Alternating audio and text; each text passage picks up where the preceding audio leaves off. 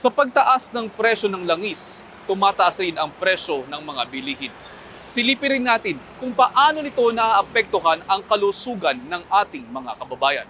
Ako po si Dr. Dex Macalital, ang inyong Doctor Next Door.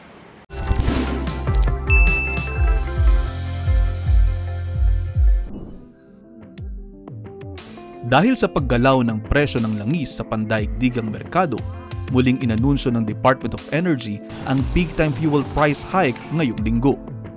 Update ko lang kayo, ngayon ay July 20, 2026 at 10:22 PM. Narito tayo ngayon sa Lipa City, Batangas. Naghanap tayo ng gasolinahan kasi nakaamba na naman tumaas ang gasolina sa bukas. Kung hindi ako nagkakamali, 10 hanggang 11 piso ang itataas ng gasolina. Kaya medyo siguro ipapanik pa yung mga tao. Paano na lang yung ating mga kababayan na maliliit, no? Paano na yung mga kababayan natin? Kawa.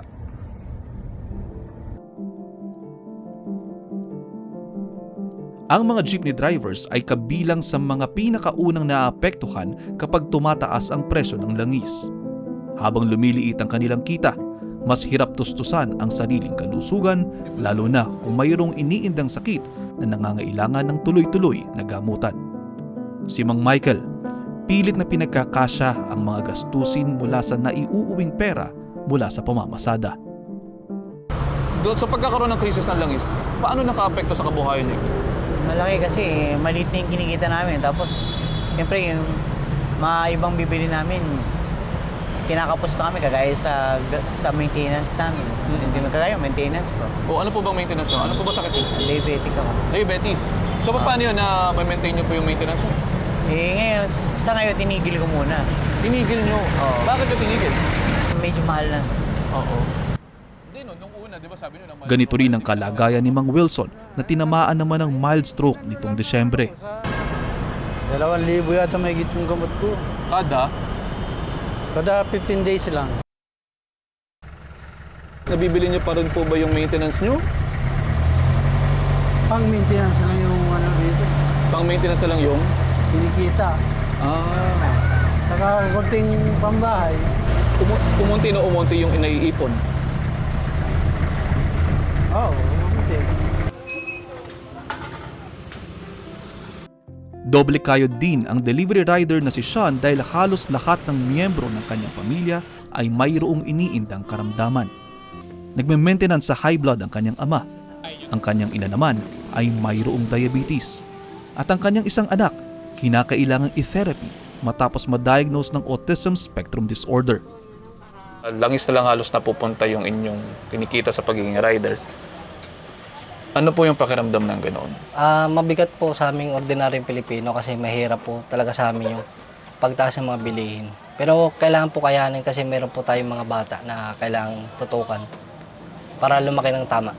Noong nagsimula ang fuel crisis itong taon, higit 1.2 milyong PUV drivers sa buong bansa ang kinakailangang bigyan ng 5,000 cash assistance. Pero para sa maraming tsoper, pansamantalang ginhawa lamang ang ayudang ito. Napipilitan pa nga silang magtrabaho ng mas mahaba pero kakaunti pa rin ang naiuuwing kita.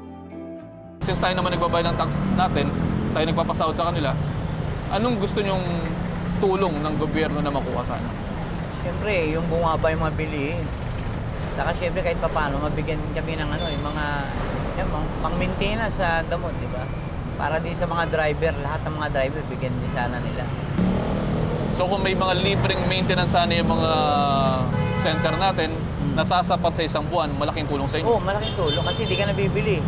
Masasabi ko lang sa gobyerno ngayon, ayusin naman nila yung trabaho nila kasi hindi naman talaga sila nakakatulong na nakakaperwisyo lang po talaga kasi sila.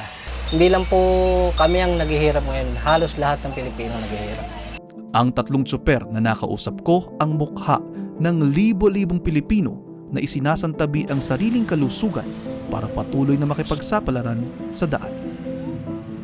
Ang kanilang karanasan, patunay lamang na ang nararanasan nating krisis hindi lamang usaping pang-ekonomiya. May direktang epekto rin ito sa kalusugan at sa kalidad ng pamumuhay ng maraming pamilya Pilipino. Hanggang sa muli, ako po si Dr. Dex Macarintal, ang inyong kaagapay sa kalusugan at ito ang Dr. Next Door.